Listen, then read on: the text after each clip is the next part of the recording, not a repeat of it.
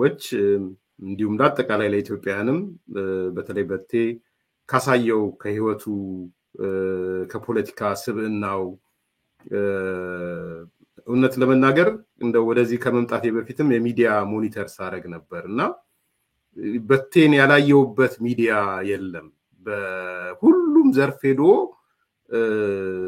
የሪፖርተር አየው ቡናና ሻይ አየው አንዳፍታ አየው ብሪጅ የሚባል አልፋ ሚዲያ በቃ ጠቅላላ ሚዲያዎቹ ጋር ሄዶ ሐሳቡን ሲገልጽ የነበረበት ነገር ነው ያየውትና እንደዚህ አይነት ሰዎችን ማጣት በግልህ ሄኖክ እንዴት ነው የሚሰማው ምናልባት በቅርበትም ታቀዋለህ ብዬ ስለምጠብቅ ምን ስሜት ነው የተሰማ እስቲ ከሱን ጀምር ዶክተር ሄኖክ በጣም ተስፋ የሚያስቆርጥ አይነት ስሜት ነው የተሰማኝ ለምንድነው ካልከኝ በቴ እንደ በቅርብ እንደምንታወቅ ሰው ብቻም ሳይሆን የሱን የአባትነት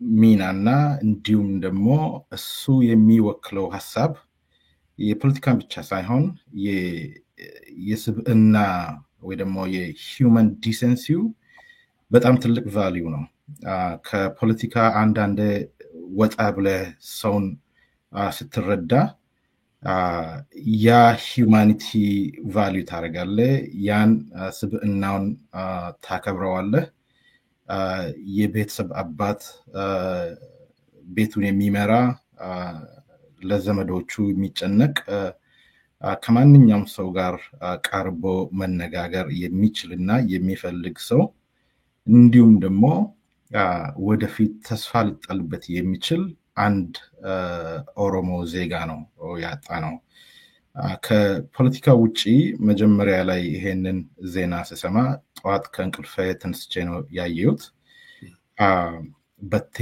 ይሄ እንደማይገባው እንዲሁም ደግሞ ሀገሪቷ የበቴን አይነት ሰዎችን ማስተናገድ የማትችል ከሆነ የበቴን አይነት አስተሳሰብ ያላቸው ሰዎች ጋር ችግር ያለባት ከሆነ ከማን ጋር ነው መነጋገር የምትችለው ከማን ጋር ነው ሀገሪቷ መኖር የምትችለው የሚል ጥያቄ እንድጠይቅ ያደርጋል እና ተስፋ አስቆረጠኝ በብዙ መንገድ ከበቴ ሐሳብ ጋር ራሴን ሪሌት አድርገዋለሁ ወደ ተለያዩ ህብረተሰብ ወይ ደግሞ ማህበረሰብ ቀርቦ ማዳመጥ ማወቅ ባትስማማም ባትወድም ሰውን ማዳመጥ ማለት ትልቅ ችሎታ ነው በቴ እንደዛ አይነት ቫልዩ ነበር የነበረው ከፖለቲካም ውጪ እንዲሁም ደግሞ በጣም ኮንሲስተንት የሆነ ፕሪንሲፕል ያለው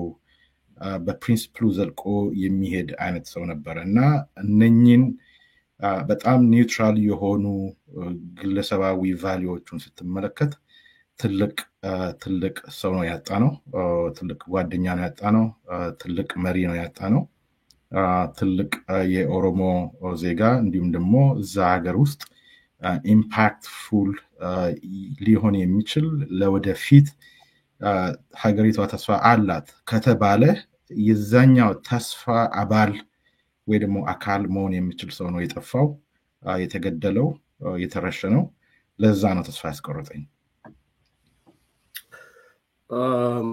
ቴኖክ እንግዲህ አጠገቤ ስላለ ሳይሆን በብዙ ነገሮች ካንተ ጋር የሚመሳሰል ጸባዮች አሉት አጠገቤ ስላለ አይደለም የሚያልኩ ያለውት አንዳንዴ በህይወት ያሉ በመስከረም ጥሩ ይመስለኛል ካለፉ በኋላ በቴን ያቃል አቅም እርግጠኛም ስላልሆንኩኝ ማለት ነው አንዱ ቅድም ያነሳው ክሮስ ሴክሽናል በሆነ መንገድ ከራሱ ማህበረሰብም ወጥቶ ከሌሎች ጋር የመነጋገር ብቃት እና የመነጋገር ፍላጎት ዝግጁነቱም ማሳየቱ ቅድም የጠቀስኳቸው ሚዲያዎች ከዛ በላይ የሆኑ ሚዲያዎችንም ስላየው ማለት ነው አንድ ጉዳይ እሱ ነው ሁለተኛ ሐሳቡን በማንኛውም መንገድ እና በየትኛውም ፕላትፎርም ቅድም እንዳልኩት የሚገልጽበት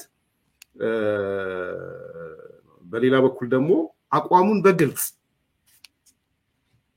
የቀረበው ሚዲያ ላይ በማያሻማ መንገድ ነው አቋሙን የሚገልጸው እኔ ብትጠይቀኝ በቴ ምን ያስባል ብለህ ብትጠይቀኝ መናገር እችላለሁ ምን እንደሚያስብ እና እንደዚህ አይነት ሰዎችን ማጣት በኦሮሞ ፖለቲካ ማህበረሰብም እንደ ኢትዮጵያም ምንድነው ጉዳቱ? እንደው ዘርዘር አድርገን እንየው ይሄን ነገር ሄኖክ። ጉዳቱ በጣም ትልቅ ነው። በጣም ኮንሲኩዌንሻል ነው። ምንድነው ካልከኝ መሀል ላይ ያሉት ሁሉን ቦታ ወይ ደግሞ ሁሉንም አካል ጋር መነጋገር የሚችሉ ሀሳብ ማሰባሰብ የሚችሉ ማቀራረብ የሚችሉ ማስታረቅ የሚችሉ ሰዎች ወይ ደግሞ ሀሳቦች ነው ቦታ ያጡት። እዛ ሀገር ወይ ነጭ ነው ወይ ጥቁር መሆን አለበት የዛ ሀገር ፖለቲካ። ምክንያት አለው። ከዚህ በፊት የነበረው ፖለቲካ ነጭ ከሆነ አሁን ደግሞ አንታይ ቲሲሱ ነጭ መሆን አለበት ወይ ጥቁር መሆን አለበት፣ ተቃራኒ መሆን አለበት። በእርግጥ እዛ ሀገር ውስጥ ያለው የፖለቲካ ውጥንቅጥ እንደ ብላክ ቦክስ ብንቆጥር ያ ብላክ ቦክስ የአንድ ወገን እጅ ውስጥ አይደለም ቁልፉ ያለው። ቁልፉ ሊኖር የሚችለው በምክክርና ከተለያዩ አካላት ከተለያዩ ስቴክሆልደሮች ሊመጡ የሚችሉ ናቸው። ይሄንን የብላክ ቦክስን ቁልፍ ማፈላለግ የሚችል ሀሳብ ቢኖር ሁሉንም ማዳመጥ የሚችል ሰው ነው ወይ ደግሞ ሀሳብ ነው። የራሱን አቋም በግልጽ ገልጾ የራሱን አቋም መነሻው በደንብ ገልጾ የሌሎችንም ፕሮፖዛል መስማት የሚችል ሰው ነው። ለዛም ነው በቴ የኦነግ ቃል አቀባይ ሆኖ ሲያገለግል የነበረው። በቴ ማለት የሚወክለው የፖለቲካ አይዲዮሎጂ እና የፖለቲካል ፓርቲ በቴን ወደፊት አድርጎ በቴ ቃል አቀባይ እንዲሆን የተፈለገበት ምክንያት እንደሚመስለኝ ያን የበቴን ቫሊዩ ሃርበር ስለሚያደርጉ ነው ወይ ደግሞ ስለሚፈልጉት ነው። ጉዳቱ ለኢትዮጵያ ፖለቲካና ለኢትዮጵያ ሀገር ጉዳቱ ምንድነው? ወደፊት መካከለኛ ቦታዎች ወይ ደግሞ ሴንትሪስት ፖለቲክስን መያዝ የሚፈልጉ ወይ ደግሞ የሚችሉ ኦኩፓይ ማድረግ የሚችሉ ሰዎች አይኖሩም ማለት ነው፣ ይጠፋሉ ማለት ነው። በሁሉም በኩል ራዲካላይዝድ ፎር ላክ ኦፍ ቤተር ወርድ የሆነ ሀሳቦችን ነው ማለት ነው የምታገኘው። ፐርሶናሊቲም ራዲካላይዝድ የሆነ ፐርሶናሊቲዎች ነው የሚሆኑት። ጉዳቱ ምንድነው? ሌላ ራስ ምታት ነው የሚጨምረው እዚህ ላይ። እኔ በቴ ኦሮሞ ወንድም ስለሆነ ሳይሆን በእርግጥ ኦሮሞ ወንድም መሆኑ አንድ ምክንያት ነው። ግን አንዳንዴ እንዲህ ስታስብ ብዙ ተስፋ የሚያስቆርጡ ነገሮች አሉ የዛ ሀገር ፖለቲካ ውስጥ። እንደ በቴን አይነት ሰው ግን ስትመለከት ኦኬ ለካ እንዲህ አይነት ሰዎችም አሉ።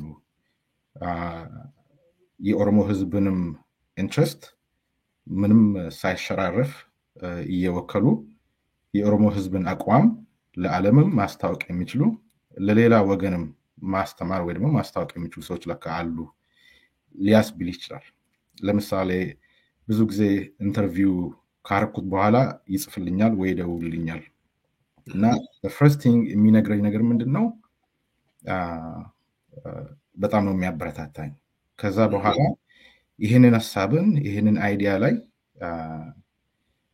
በዚህ ምክንያት አልስማማም፣ ግን ደግሞ በምትገልጽበት ምክንያት እና ያንተን ፋውንዴሽን በጣም እረዳለሁ፣ ኦፈንድድ አይደለሁም።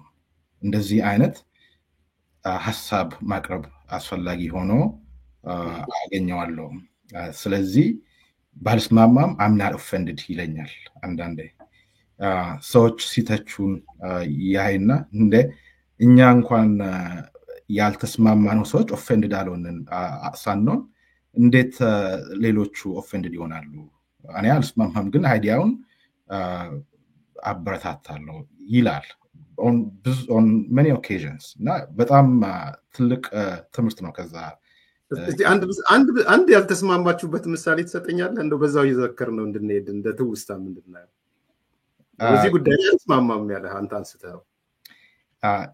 እንደማስታውሰው ኦልሞስት 1 ዓመት ይሆናል መሰለኝ ከእህታችን ቤቲ ጋር ያረኩት ኢንተርቪው ነበረ እና እዛ ኢንተርቪው ላይ ቤቲ አንዳንድ ጥያቄዎችን ስጠይቀኝ ነበር። ከዛ ከጥያቄዎቹ አንዱ ምንድነው መሰለኝ ማስታወስ ከሆነ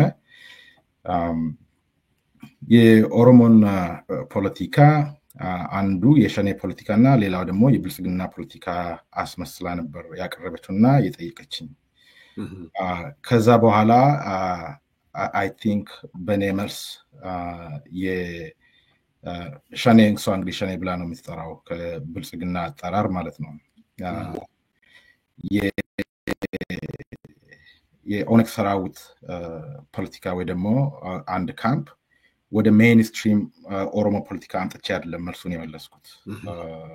በእርግጥ ሁላችንም እንደምናውቀው የኦነግ ሰራዊት የሚያካሂደው ትግል የኦሮሞ ህዝብ ትግል መነሻና ዋና አካል ነው። እዛ ላይ ይሄ በአይዲዮሎጂ ሶርሱ ምንጩ አንድ ስለሆነ ይሄንን ማራራቅ ትክክል አይመስለኝም። ፒስፉል የሆነ ሰላማዊ የሆነ ትግልና ትጥቅ ትግል ብለን መለያየት እንችላለን እንጂ ሶርሱ አይዲዮሎጂ ብዙም ላይ ለያይ ይችላል የሚል ሐሳብ ነበር ያቀረበልኝ። እኔ በዚህ ኦፈንድድ አይደለሁም፣ ባልስማማም ኦፈንድድ አይደለሁም። ግን የሚዘምቱብህ ሰዎች አለኝ። የሚዘምቱብህ ሰዎች ሐሳቡን ሳይረዱት ነው የሚዘምቱብህ። እኔ እንኳን ባልስማማም አልዘምትብም፣ ኦፈንድድ አይደለሁም። እኔ እንደዚህ አይነት የተለያዩ ሐሳቦችን እያመጣን ኢንተሮጌት ማድረግ አለብን የሚል ሐሳብ ነው ያነሳኝና ትልቅ ትምህርት ነው ያስተማረኝ ማለት ነው።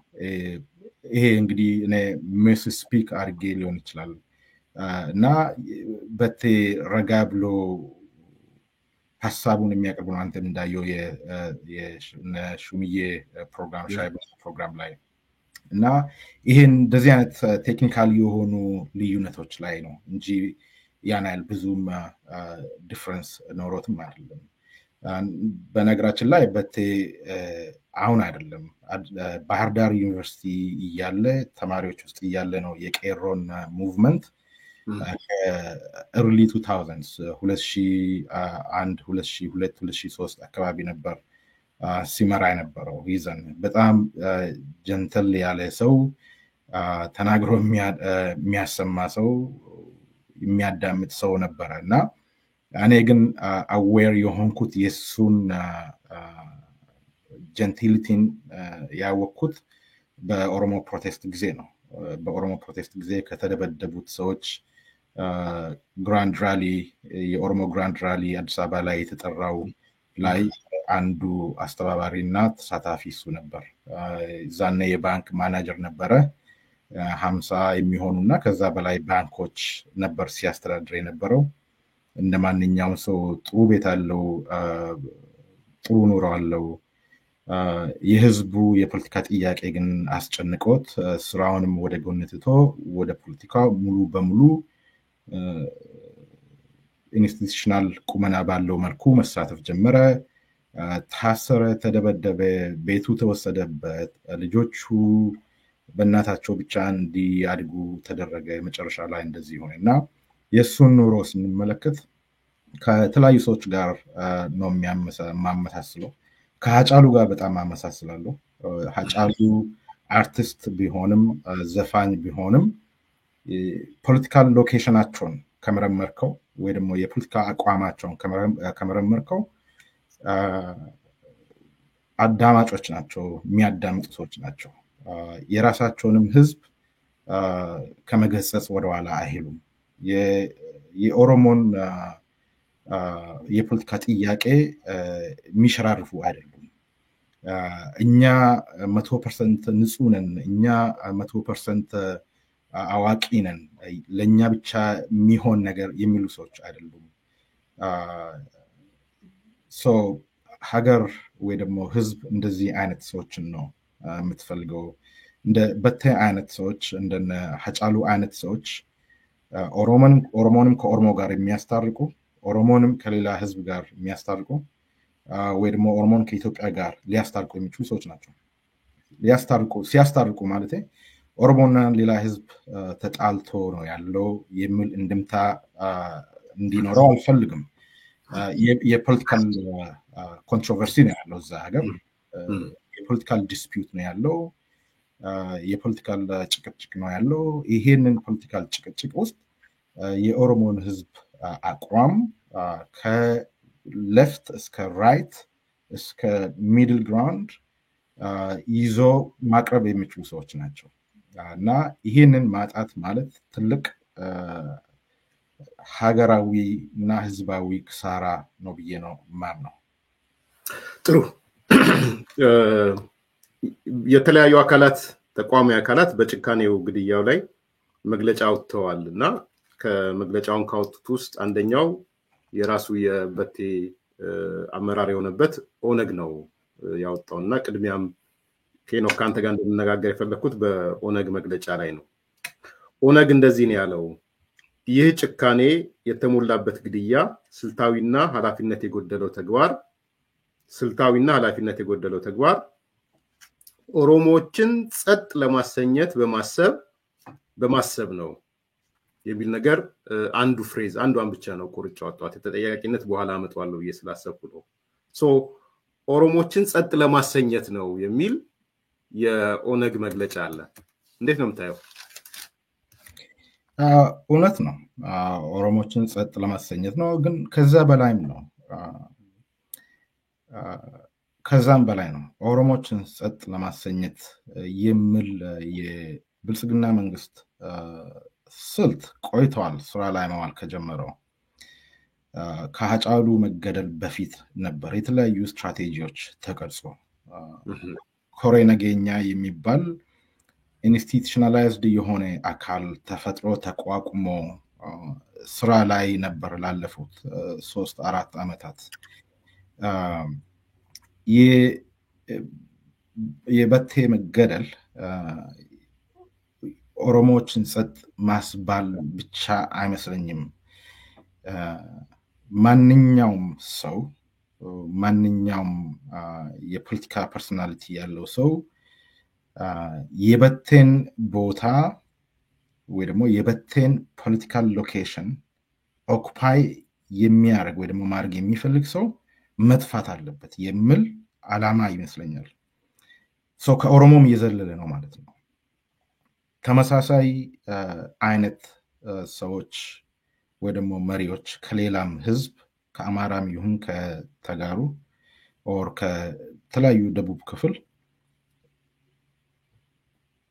ህዝቡ ውስጥ አንከርድ ሆኖ ወይ ደግሞ ህዝቡ ውስጥ ተተክሎ የህዝቡን ጭቆናና የህዝቡን የፖለቲካል ጥያቄ ከታች ወደ ላይ የሚያወጡ ከሌላው ህዝብ ጋር ሊያነጋግሩ የሚሞክሩ ማንኛው አይነት ሰው ኦሮሞም ይሁን አማራ ቦታ ሊኖረው አይገባም የሚል መልእክት ነው። በእርግጥ በቀጥታም በፕራይመሪ ደረጃም ተጠቂ የሚሆነው ሰለባ የሚሆነው የኦሮሞ ህዝብና የኦሮሞ ፖለቲካ ድርጅቶች ናቸው። የኦሮሞ ፖለቲካል ድርጅት የተለያዩ ስም ይኖራቸው እንጂ የአይዲዮሎጂው ምንጭ ሐሳባቸው ስልታቸው ሊለያይ ይችላል። ሐሳባቸው ግን የኦሮሞን ህዝብ መብት አስጠብቆ ማኖር ነው። ይሄንን ጠቅለል ያለ ዓላማ ውስጥ እንዴት ነው ይሄን ዓላማ የምናሳካው? ሌላው በመነጋገር ሊያምን ይችላል፣ ሌላው በመመካከር ሊያምን ይችላል፣ ሌላው አይ መጀመሪያ ራስን ካፓሲቲ ቢልድ አድርገህ አጠናክረህ ኔጎሽየት ማድረግ የምትችልበት ደረጃ ላይ ሲኖር ነው የምትነጋገረው የሚል ሊኖር ይችላል። ይሄንን ሁሉ ፕሮሰስ ውስጥ ግን ሁሉንም አቀፍ የሆነ ቲዮሪ ይዞ የሚሄድ ሰው ቦታ የለውም፣ እዛ ሀገር ውስጥ ፋይዳ የለውም አሁን ባለው አገዛዝ። የኦነግ መግለጫ እውነት ነው የኦሮሞን ህዝብ ጸጥ ለማስባል ሊሆን ይችላል። ግን የበቴ መገደል ዛሬ ላይ ይህንን ዓላማ ሊያሳካ አይችልም። የኦሮሞ ህዝብ እና የኦሮሞ ህዝብ መሪዎች፣ የፖለቲካ መሪዎች እየታደኑ ሲገደሉ በጣም ቆይተዋል። ብዙ ዓመታትን አስቆጥረዋል። ከድሮ ጀምሮ አትሊስት እኛ ፍሬሽ በሆነ ታሪክ መዝገብ ውስጥ ተመልሰን ብንመለከት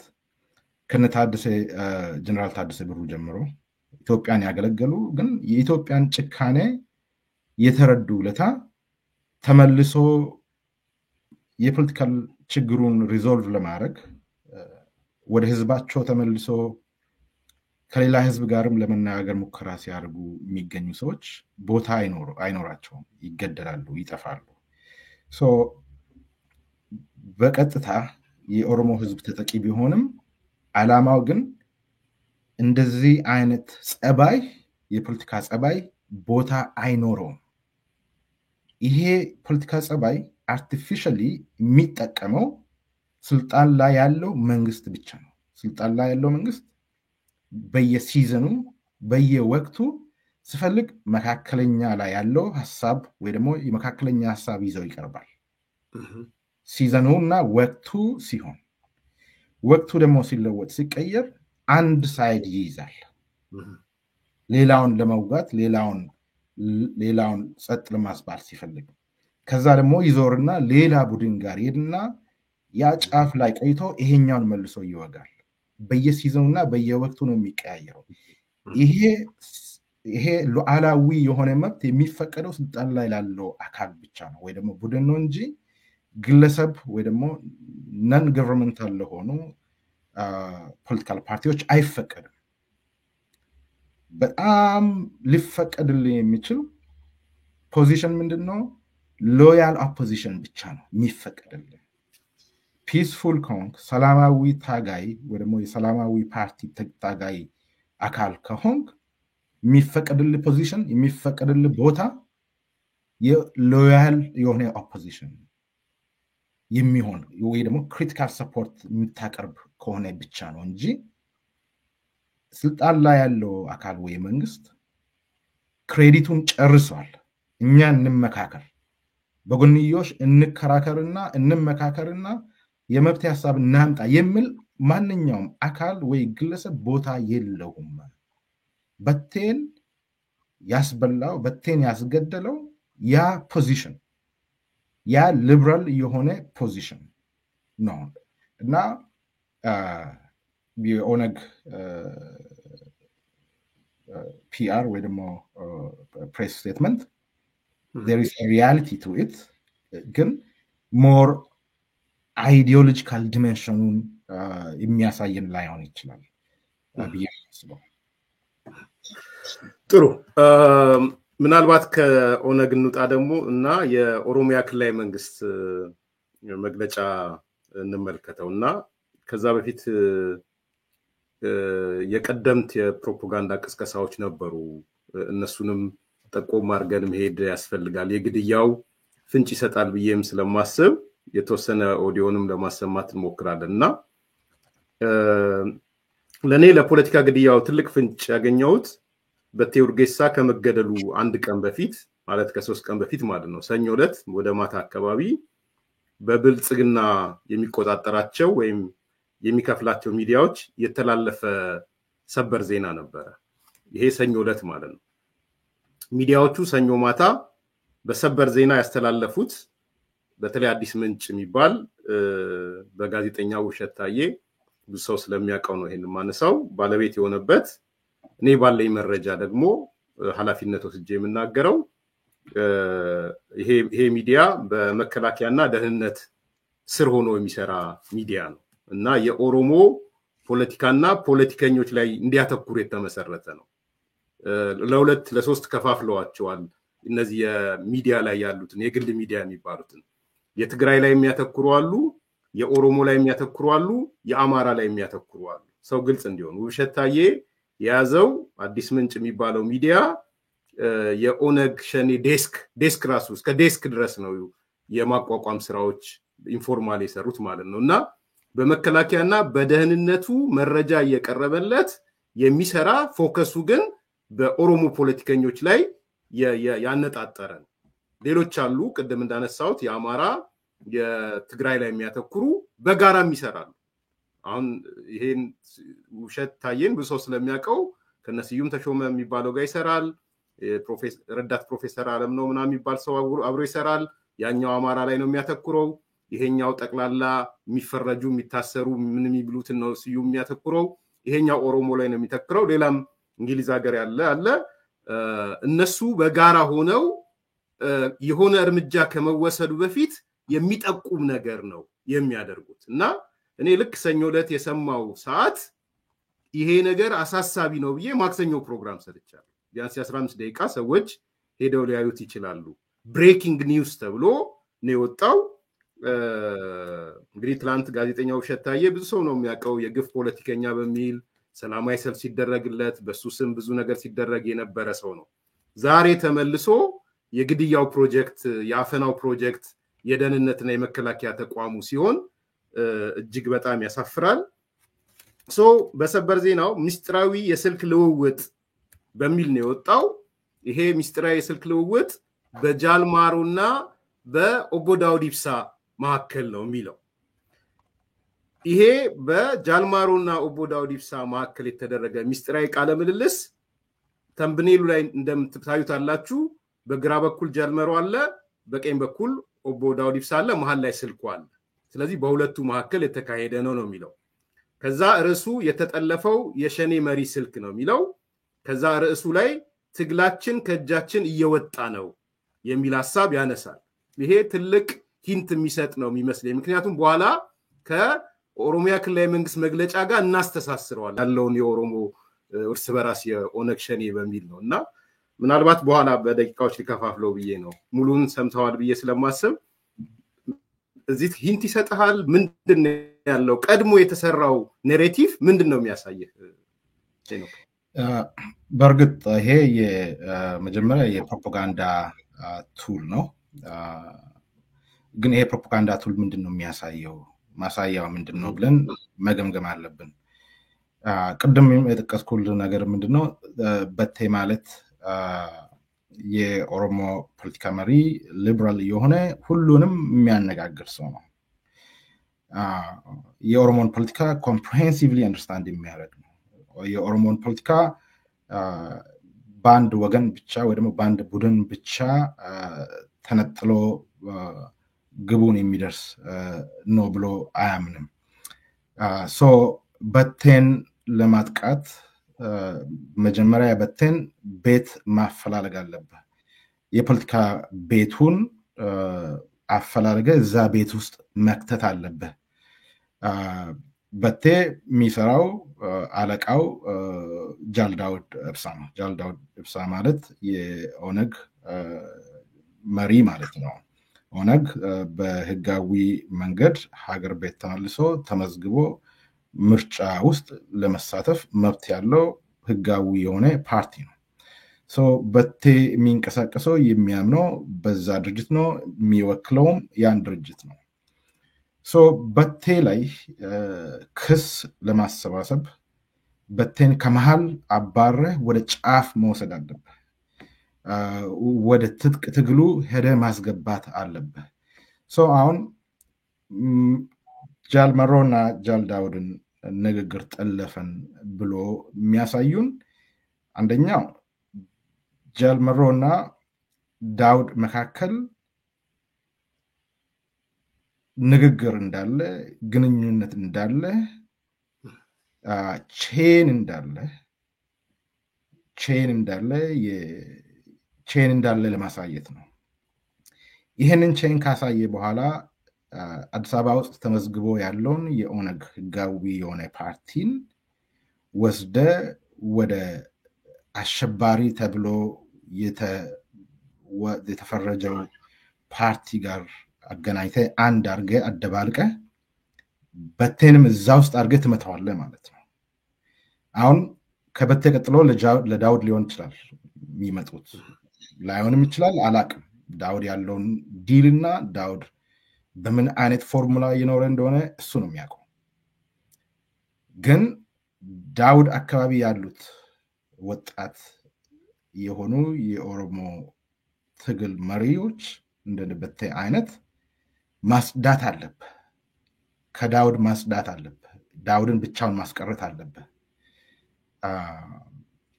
ሴም ወይ መረራ አካባቢ ያሉትን ወጣት መሪዎችን አጽድቶ እንደጨረሱ መረራውን ብቻውን አስቀርቶ የሆነ ታይም ላይ አንተ እኮ አልታሰርክም ሲሉት መረራን እኔ እኮ ተንሳፍፌ ነው ያለሁት ውሃ ላይ እንትኔ ብቻ ነው የሚታየው እንጂ ፋንክሽናል አይደለውም እንዳለው የኦነግ ፖለቲካንም ፉሊ ዲስፋንክሽናል ለማድረግ ለመምታት ወደዛኛ መውሰድ አለባቸው ማለት ነው። ወደ መሮ መውሰድ አለባቸው ማለት ነው። ይሄ ከማርቲን ሉተር ኪንግ እና ማልኮም ኤክስ የነበራቸው አንደርስታንዲንግ በሲቪል ራይትስ ሙቭመንት ጊዜ ከተመለከትከው ጋር ሊመሳሰል ይችላል። ማርቲን ሉተር ኪንግ አካባቢ ያሉት ሰዎችን በቀላሉ ልታጠፋቸው አትችልም፣ ወደዛኛው ካልጨመርከው ካልቀየርከው በስተቀር። ስለዚህ በቴ ሰለባ የሆነው የዚሁ የብልጽግና ታስቦ ተቀነባብሮ የኦነግ ፖለቲካ ድርጅት አዲስ አበባ ውስጥ ያለውን እዛ አካባቢ ያሉት ሰዎችን ሙሉ በሙሉ ለመምታት ታስቦም ሊሆን ይችላል።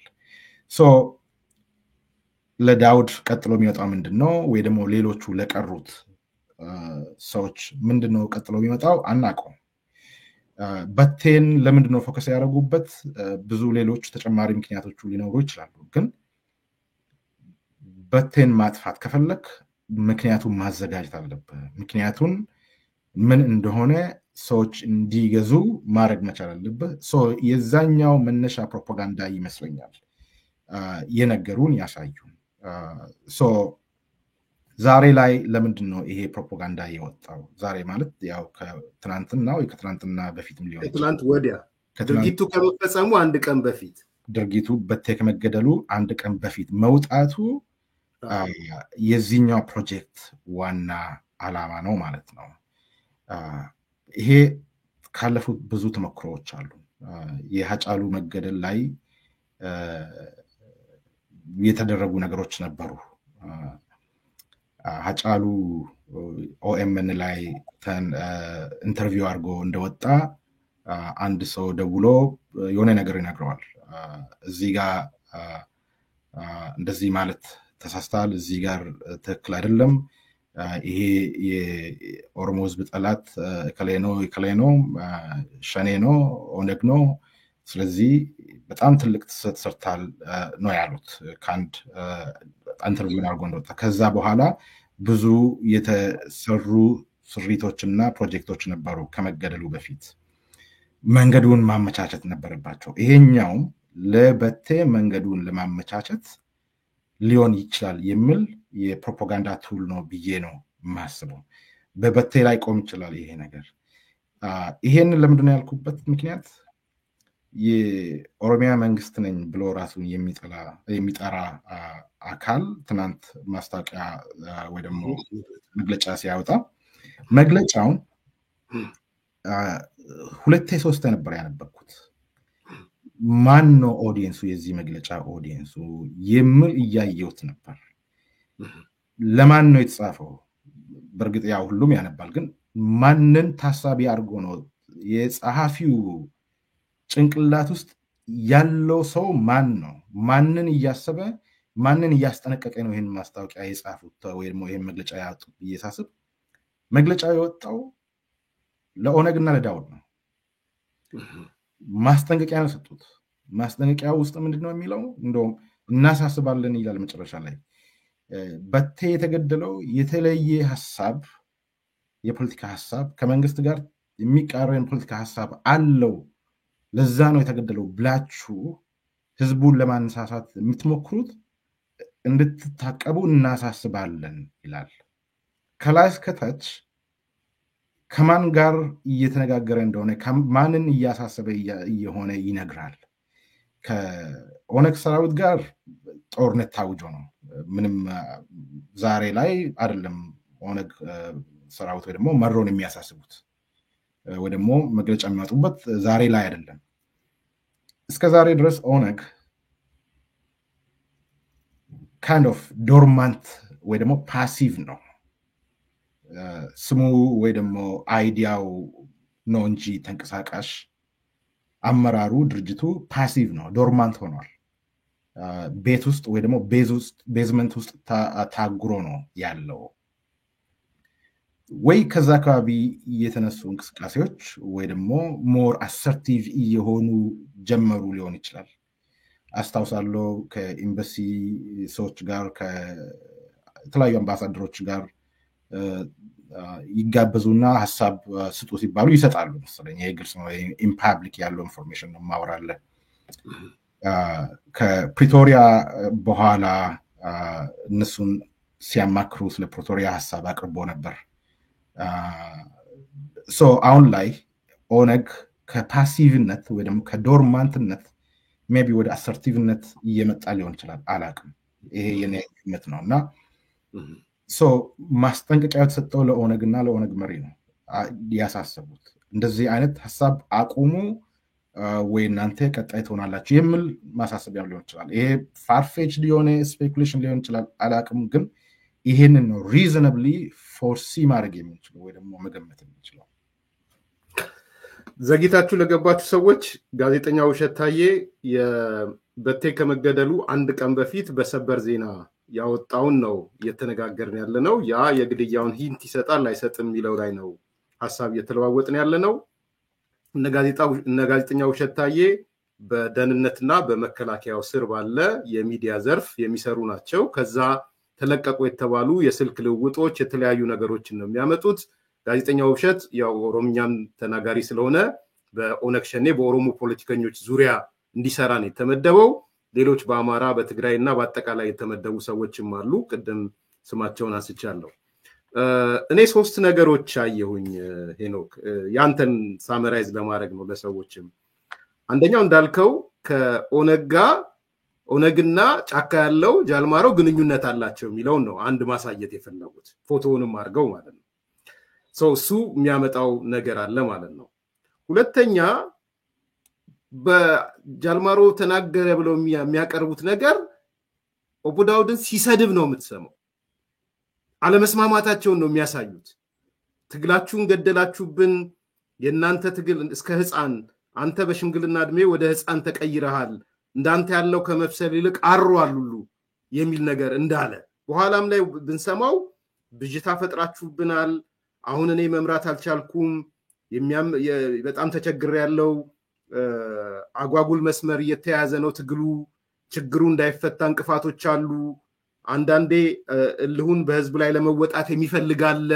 ኢቭን ሄዶ እነዛ ታጋዮቹ ራሳቸው ህዝቡን ሊበቀሉት እንደሚፈልጉ ተስፋ መቁረጥ ውስጥ ዴስፐሬት ውስጥ እንደገቡ፣ ይሄንን ግን ከነጃልማሮ ከነ ኦቦ ዳውድ ጋር ለማስተሳሰር ነው የተሞከረው። ስለዚህ የስሙዝ የሆነ ግንኙነት ሳይሆን በሁለቱ መሃል የሻከረ ነገር እንዳለ እንቅፋት እንደሆኑባቸው እንቅፋት ከሆኑባቸው እዛ ውስጥ ያሉ የኦቦ ዳውድ ልጆች እንቅፋት ፈጣሪ ናቸው ማለት ነው። እንትኑን ያሳያል፣ የግድያውን አቅጣጫ ያሳያል። እንግዲህ ስም ባይጠራም እነከሌ እንቅፋት ትግላችንን አኮላሽተውብናል የሚል ሚኒንግ እንዲሰጠው ነው የተደረገው። ሁለተኛ። ሶስተኛ ሰዎች ሄደው ከተመለከቱ ቅድም መግለጫውን አንስተሃል። የኦሮሚያ ክልላዊ መንግስት ወይም የኦሮሞ ብልጽግና ባወጣው መግለጫ ላይ ተስፋ የቆረጡ አካላት ለፖለቲካ ፐርፐዛቸው ያዋሉት ነው ይላል። አንዳንድ የከሰሩ የፖለቲካ ኃይሎች የአቶ በቴን መገደል እንደ ፖለቲካ እድል ለመፍጠር ያደረጉት ነው ይላል። የእነ ውብሸትን ቃለ መጠይቅ ራሱ የተቀረበበት ቀን ሰኞ መሆኑ ከአንድ ቀን በፊት ይዘቱ ላይ በሁለቱ መሃል ያለው ጭቅጭቅና ተስፋ ቆርጧል የሚለው፣ ሶስተኛ ደግሞ የኦሮሚያ ክልላዊ መንግስት የሚባለው ያወጣው መግለጫ ላይ ይሄ የከሰረ ፖለቲካ ኃይሎች የፈጠሩት ነው የሚል። ስለዚህ ሶስቱን ስንገጣጥም የሚሰጠን ምስል ወንጀሉን ወደ ማን ለመውሰድ ነው የኦሮሞ ብልጽግና ወይም የኦሮሞ ክልላዊ መንግስት ያደረገው የሚለውን ነገር እስቲ ሐሳብና አስተያየት ስጥበት። እኔ ያየሁበትም አንግል ስለሆነ በጣም ጥሩ አንግል ነው። በዛ ሌንስ ካየነው የበቴ ገዳይ የኦነግ ሰራዊት ነው ወይ ደግሞ የመሮ የሚመራው ቡድን ነው የሚል ማሳያ ይመስላል። አንደኛ መሮና ዳውድ ያን ኮንቨርሴሽን አርጓል የሚል መደምደሚያ ምክንያት ወይ ደግሞ ማስረጃ ሊሆንን የሚችል ነገር አለ ብዬ አልገምትም ወይ አላምንም። ግን ይሁን ብለን አሲዩም ብናደርግ ያ ኮንቨርሴሽን አሁን ያዳመጥነው የስልክ የተጠለፈው ስልክ የተባለው ንግግር ሆኗል፣ መሮና ዳውድ መካከል ሆኗል ያ ኮንቨርሴሽን። ያ አይነት ዲስአግሪመንት ወይ ደግሞ ዲስፒዩት አለ ብለን እንኳን ብንገምት እንዳልከው ዳውድ አካባቢ ያሉት ልጆች የገደሉት ወይ ደግሞ ያጠፉት እነ በቴን አይነት የመሮ ግሩፕ ነው የሚል ኮንክሉዥን ወይ ደግሞ መደምደሚያ ነው ማለት ነው የሚሰጠን። አሁን ይሄን መርምረው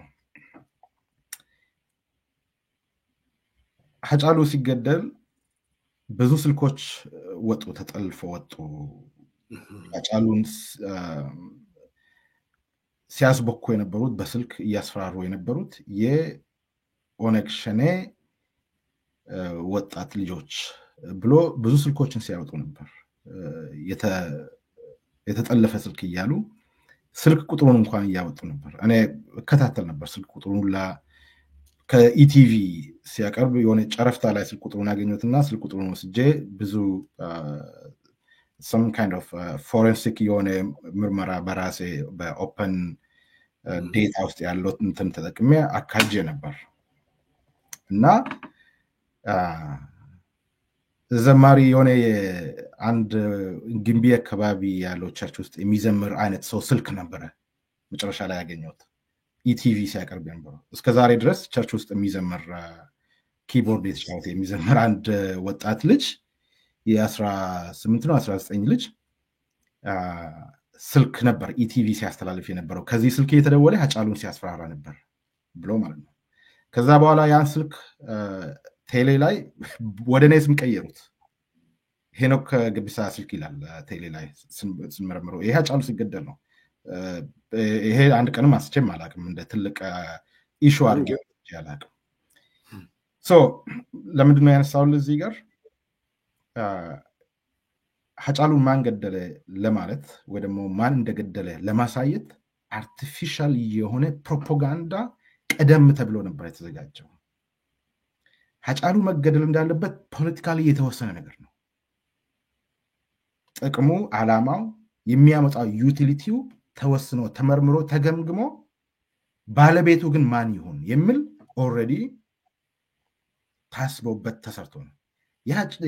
የበቴን መገደል እንደ ፕሮጀክት ተቀርጾ ታስቦ ባለቤቱ የገዳዩ ባለቤት ወጥቶ ታውቆ የፖለቲካል አፊሊዬሽን ሁሉም ነገር ታውቆ ከተዘረዘረ በኋላ ነው ወደ ማስፈጸም የሚገቡት። ይሄ ኮሬ ነገኛ የሚባለው ሮይተርስ የዘገበው አሰራሩ እንዲህ ነው የሚሰራው። እሱን ነው የሚያሳየን ማለት ነው። የመሮ ቡድን ወይ ደግሞ የኦነግ ሰራዊት በቴን እንደገደለ ለማስመሰል ያችኛውን ቀንጭብ አድርጎ ማሳየት አለባቸው። እሱ ብቻም አይደለም ናሬቲቭ። አሁን እናንተ እያወራን አንድ 20 ደቂቃ በፊት የሰማሁት ኢንፎርሜሽን ምንድነው? የበቴ ወንድም እንደታሰረ፣ የበቴ ወንድም ኦሮሚያ ውስጥ ያለው መቂ ከተማ ያለው እንደታሰረ ትናንት ወንድሙ ቪኦኤ ላይ ነበር ሲያወራ ነበር፣ ኢንተርቪው ተደርጎ ማለት ነው። ሲጠየቅ ብዙ መልስ መለሰው። ምንም የምንጠብቀው ነገር የለም፣ ልጃችን ወስደን ልንቀብረው ነው፣ ማንንም አንጠይቅም፣ መንግስትንም የምንጠይቀው ጥያቄ የለም፣ የሚመጣ መልስም የለም ብሎ ማለት ነው። ከዛ ወዲህ ቀጥሎ ቪኦኤ ማን ኢንተርቪው ያደርጋል? የመቂ ከተማ ከንቲባን ኢንተርቪው ያደርጋል። ከንቲባው ምን ይላል? የቤተሰብ ጭቅጭቅ ነበረ ይላል። የመሬት የውርስ ክርክርና ጭቅጭቅ ነበራቸው። በቴ የተገደለው እንግዲህ በቤተሰቦቹ ወይ በወንድሙ ነው የሚል እንድምታ ወይ ደግሞ ኮንክሉዥን ለመስጠት አሁን አስብ እዛ ሀገር ውስጥ ስትኖር እንደ ሰው አትቆጠርም ስትሞትም እንደ ሰው አይቆጥሩም አሁን እግዚአብሔር ያሳይ በቴ ለህዝብ ፖለቲካ ብሎ ስራውን የተወ ቤተሰቦቹን ወደ ጎን ትቶ እንደ ማንኛውም ሰው ሰርቶ ባለሀብት መሆን ሲችል ራሱንና ቤተሰቦቹን ማቴሪያሊ ማሳደግ የሚችል ከፈለገ የመሬት ጫውታ ውስጥ ገብቶ ከፈለገ ፖለቲካ ውስጥ በሌላኛው ሳይድ ማሊያ ቀይሮ ተጫውቶ ምንም የሚጎለው ሰው የለም ከፈለገ ቴክኖክራት ሆኖ በእውቀቱ ብቻ ፕሮፖዛል እየጻፈ በትንሹ መኖር የሚችል ሰው የፕሪንሲፕል ሰው የሆነ ሰው ግን አይደለም ለኦሮሞ ህዝብ ከኦሮሞም ህዝብ አልፎ የኦሮሞ ህዝብ የፖለቲካ ፍላጎት የሌሎቹን ህዝብ መረዳት አለብን እና ሌሎችንም መረዳት አለብን ብሎ የሚያስብ ልጅ ዛሬ ላይ ከቤተሰቡ ጋር በሞት ደረጃ የሚያስደርሰው ጭቅጭቅ አለው ማለት ነው አሁን ይሄ አዳፓር ፕሪንሲፕል የሆነ ሰው እንደዛ ነው የሚያመናጭቁ ያንተን ወይ ደግሞ የበቴን ሞት እንኳን ዲግኒፋይ አያርጉትም ያን ያህል ቀለል ያሉ ቡድን ነው ስልጣን ላይ ያለው የሚያሳዝነኝና የሚያሳስበኝ በቴ አሁን ይህንን ቢያቅ ይህንን ቢሰማ ምን ትለዋለህ የበቴን ፐርሶናሊቲ ጋር የሆነ ሰው ከሞተን በኋላ ተነስቶ እስቲ ስለሱ የሚወራውን ነገር ቢሰማ በቴ በጣም አይ በሞት ይሻለኛል በቃ ቢቀር ይሻለኛል የሚል ሰው ነው እንጂ የሚሆነው እንደዚህ አይነት ናሬቲቭ ነው በቴ ማየትም መስማትም የማይፈልገው ይቀልዱበታል ማለት ነው ሶ የተለያዩ ናሬቲቮች አሉ አንድ ሸኔ ገደለው ሸኔ ማለት እነሱ ሸኔ የሚጽፉት የመረው ሁለተኛ የቤተሰብ ጭቅጭቅ ነው ወይ ደግሞ የውርስ መሬት ጭቅጭቅ ነው የተገዳደሉት የሚል አዝማሚያ ነው ለመስጠት ማለት እንዴት ቤተሰብ በስድስት ጥይት ደብድቦ ይገላል አሚን እንደው የሆነ የሚመስል ነገር እንኳን ቢሆን ማለት ነው ከሆቴል ጎትቶ አውጥቶ እንደዛ መጥቶ መሬት ላይ ጥሎ የሚሄድበት ሎጂክ ራሱ እንዴት ነው ሊያስቡት የቻሉት እንደራሳቸው ሰውን እንደራሳቸው ስለሚያስቡት ሰዎች ይሄንን ናሬቲቭ ይሄንን ትርክት ይቀበላሉ ሰዎች እንደኛው ደነዝ ናቸው ማይም ናቸው ብሎ ስለሚያስቡ ነው አጫሉ እንደምሳሌ ነበር ያነሳሉ አንድ ምሳሌ እዛ ላይ ልጨምርልህ ያጫሉ መገደል መጨረሻው ኤፒሶድ ወይ ደግሞ መጨረሻው ቻፕተሩ ላይ የሆነች ሴት ልጅ ነበረች ለምንድን ነው ያቺኛ ሴት ልጅ የመጣችው እዛ ጋር ምን አገናኝታ ምን አገናኛት ሊፈጠር የተፈለገው ዓላማ አለ ትርክት አለ ትርክቱስ ምንድነው አጫሉን ማቅለል ኢንፊዴሊቲ እንዳለው ለማስመሰል ከሌላ ሴት ጋር እንትን እንደነበረው ከቤት ውስጥ ጥያቄ እንዲነሳበት ከቤተሰቦቹ ከዘመድ አዝማዶቹ ጋር ጥያቄ እንዲነሳበት ምን ሲያደርግ ነው እሱ ከሴት ጋር የሚል ጥያቄ እንዲያነሳ ለማድረግ አምጥተው እዛ ጋር ምን ቁጭ አደረጉት ሴት አስቀምጡት ያን ያህል ገሎ እንኳን እንደ ጀግና አይደለም የሚገሉ ገሎ እንደ ታሪክ አልባ ቀላል የሚያስመስሉ የሚያደርጉና በቴ ላይም ይሄንን ትርክት ነው እያዘዋወሩ ያሉት ለማለት ፈልጌ ነው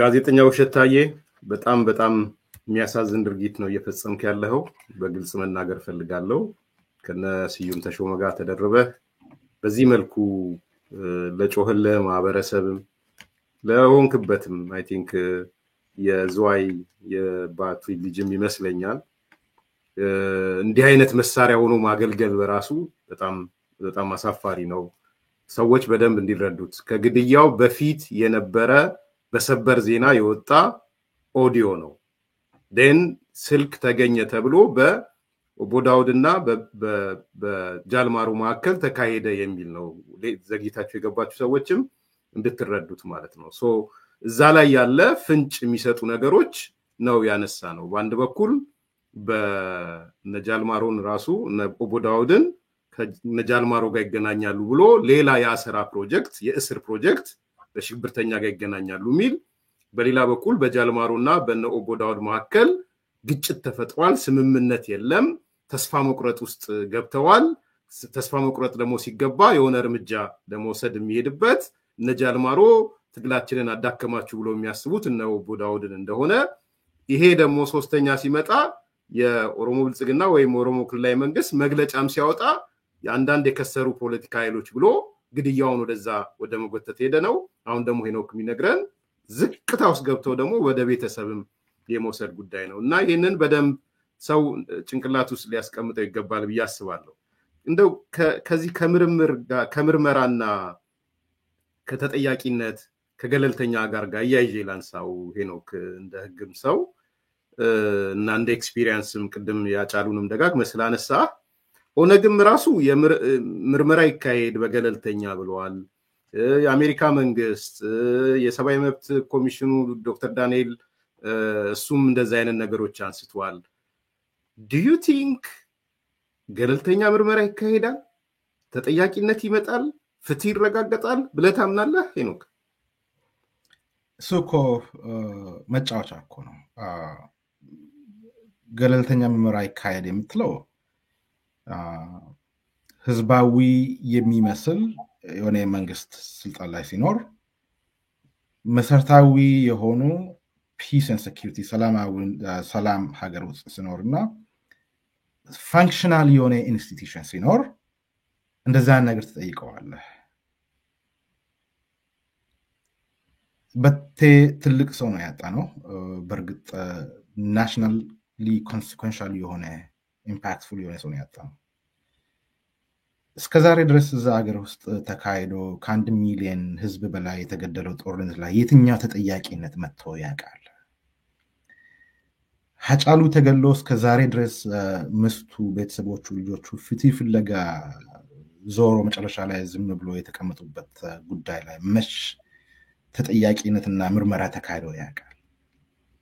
ሌላው ይቅርና የውሸት ምርመራ እንኳን አካሂዶ ሰው የሆነ ዶክመንት እንኳን ግልጽ አያደርግም፣ አታገኙም እንደዛ ነገር። ከዛ በላይ አልፈናል። አሁን ያለንበት ኮንቨርሴሽን ያለንበት ደረጃ ሰው ተገሎ ኢንዲፔንደንት የሆነ ባዲ መርምሮ አውትካሙን የሚያሳይ ነው የሚነግረን ደረጃ ላይ አይደለም። የመንግስትነት አዝማሚያው እንደዛ አይደለም። ይሄ ፉሊ ኮምፕሊትሊ አናርኪ የተሞላበት መንግስትን አጥሮ 4 ኪሎ ዙሪያ ላይ ብቻ ኢንፎርስመንት ፓወሩ ስልጣኑን የሚያሳይበት ቦታ አርጎ ያለበት አይነት ሀገር ነው። እንደዛ አይነት እንትን ነው የምትመለከተው። ገለልተኛ አካል ብትለው ዛሬ እስቲ ማን ነው ምርመራን የሚያካሂደው? ገለልተኛ አካል የምትጠይቅ ከሆነ መጀመሪያ በቴ መገደል አልነበረበትም። በቴ የሚገደልበት ሀገር አይደለም የሚፈጠረው። ገለልተኛ አካል የሚመረምር ይኖራል ይባል። ኢትዮጵያ ውስጥ ገለልተኛ የሚባል አካል አይኖርም። ከውጭስ ወይ ኢንተርናሽናሊ ሜቢ ልታነሳ ትችላለህ ወይ ልንጠይቀው እንችላለን። ዛሬ ላይ ጠዋት የሴኔት ፎሬን ሪሌሽንስ የሴኔት የውጭ ሀገር ጉዳይ ኮሚቴ በሴኔተር ቤን ካርዲን የሚመራው ሲሪየስ የሆነ ስቴትመንት አወጡት። ኢትዮጵያ ላይ ተስፋ የቆረጡ መሆኑን የሚያሳይ የበቴ ጉዳይ ይሄ እዚህ ማሳያ እንደሆነ እና ኢንዲፔንደንት በሆነ ገለልተኛ በሆነ አካል እንዲጣራ እና እንዲታወቅ የሚል ማስታወቂያ አወጡት። ይሄ ኖርማል ፕሮሲጀር ስለሆነ ነው። ሌላ የምትለው ነገር የለም። እንደዚህ አይነት ችግሮች ሲፈጠሩ የምትጠይቀው ይሄንን ነው። ለዚህ ነው የተባለው። ኢትዮጵያ ውስጥ ገለልተኛ የሚባል አካል አልተፈጠረም፣ የለም። ወደፊትም የምናይበት ጉዳይ ገና ሌላ አይነት ፖለቲካል ኦርደር ወይ ስነ ስርዓት ከመጣ ብቻ ነው። የለም ኢህአዴግ ጊዜ አሁን ገለልተኛ አካል ብትል ትንሽ ሴንስ ይሰጣል። አትሊስት በኢህአዴግ ጊዜ የሆነ some kind of peace and security ነበረ። የዲሞክራሲ ደፊሲት እና የሰብአዊ መብት ረገጣ፣ የኦሮሞዎች ማርጂናላይዝድ መሆን፣ ሌሎቹም እንደዛ ቢኖርም ፈንክሽናል የሚመስል ኢንስቲትዩሽኖች ታያለ እዚህና እዛ አንዳንዴ አለፈለፍ እያልክ። አሁን ላይ ኮንፍሊክት ዲሴንትራላይዝድ ሆኗል። ዌል ዲስትሪቢዩትድ ሆኗል። ኮንፍሊክት ማን እንደሚገል ማናቅበት ደረጃ ላይ ደርሰናል። ማንም ሰው በማንም ሊገደል ይችላል። ጎረቤቱን ሊገል ይችላል። የኢትዮጵያ ሕዝብ እስከ አፍንጫ ድረስ ታጥቋል። ስፔሻሊ የአዲስ አበባ ሰው የአብይና የብልጽግና ጫወታ ምንድነው? በዚህ አይነት ሰዓት ወይ ደግሞ በዚህ አይነት ጊዜ የሚገደሉና የሚገሉ ሰዎችን ጌማቸው ውስጥ ነው የሚከቱት። አንዱ ሲገደል ኢሚዲየትሊ የሚፈልጉት ካርድ ውስጥ ነው የሚያስገቡት። ያን አክሽን ድራማቸው ውስጥ ነው የሚያስገቡት። የነበቴን አይነት ግድያ ፖለቲካሊ የሚወሰን ውሳኔ ናቸው። ቢኮዝ በቴ ኢዝ ኦፊሻል የሆነ ፐርሰን ነው። መካከለኛ አመራር ደረጃ ላይ ያሉት ሰዎች ሲገደሉ በኢንዲቪጁዋል ፕራይቬት ሲቲዘን የሚሆን በሌላም የራሳቸው መጠቀሚያ የሚያደርጉበት ደረጃ ላይ ተደርሰዋል። ይሄንን ገለልተኛ የሚል ቋንቋ እዚህ ጋር አስቸጋሪ ይመስለኛል እርሚ። ለዛ ነው ምንም የማንጠብቀው እዛ ላይ። ለበቴ ፍትህ ምንድን ነው? ለበቴ ቤተሰብ እና ለልጆቹ ለሚስቱ ፍትህ ምንድን ነው? ምን ማለት ነው ፍትህ ማለት የሚለው አይ ቲንክ እሱን ሪቲንክ ማድረግ አለብን፣ መልሰን ማሰብ መቻል አለብን። ፍትህ ማለት ወደፊት የሚመጣው ስነስርዓት ማንም ሰው በሀሳቡ የማይገደልበት ምን አይነት ስነስርዓት ነው ሊመጣ የሚችለው የሚገባው። ከዛም ሜቢ እሱ ሎንግ ተርም የሆነ ሶሉሽን ነው። ዛሬ ላይ ግን የበቴ ሚስትና የበቴ ልጆች ምንድን ነው በልተው የሚያድሩት?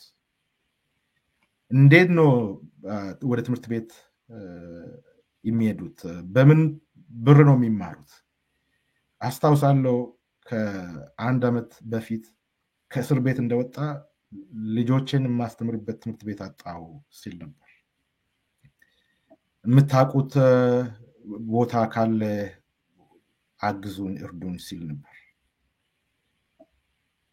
ልጆቹን ማስተማር የሚያስችል የፋይናንሻል ደረጃ ላይ አልነበረው።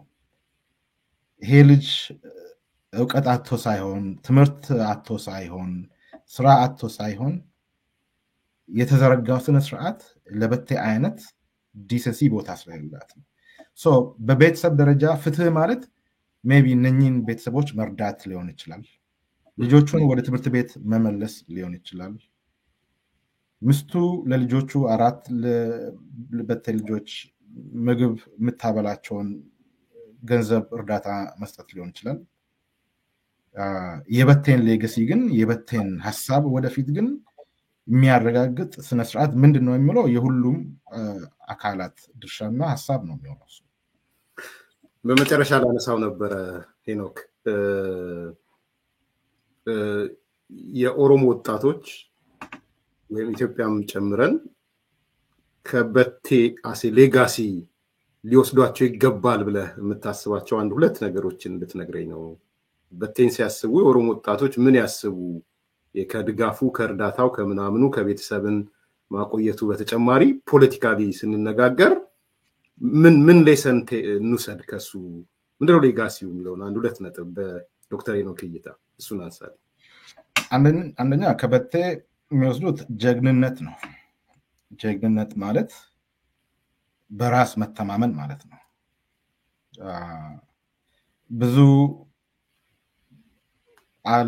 ብዙ ነገሮች እዚህ የኢትዮጵያ ምድር ላይ የሚሸውዱ ብዙ ነገሮች አሉ። የማቴሪያል ዓለም የውሸት አርቲፊሻል የሆነ ማለት ነው። እሱም አይኖርም። የማቴሪያል ዓለም የመሬት ንብረት ሀብት ምናምን በጣም ለተወሰኑ 5% ለሆኑ ሰዎች ብቻ ሪዘርቭድ የሆነ ነው። በዛ ሳትታለል ጀግና ሆነ በራስህ ሀሳብ መኖር መቻልን እንደ አንድ ሌጋሲ ነው የምንወስደው ወይ ደግሞ የምንወርሰው ከበቴ። ሁለተኛ ሐቀኝነት ነው። የራስንም ሐቅ የሌላውን ህዝብ ሐቅም አለመደበቅ። ያንተ ሐቅና የሌላው ህዝብ ሐቅ ላይጣጣም ይችላል፣ ላይስማማ ይችላል። ግን ይሄ ሪያሊቲ ሆኖ በኮንቨርሴሽን እና በዲስከሽን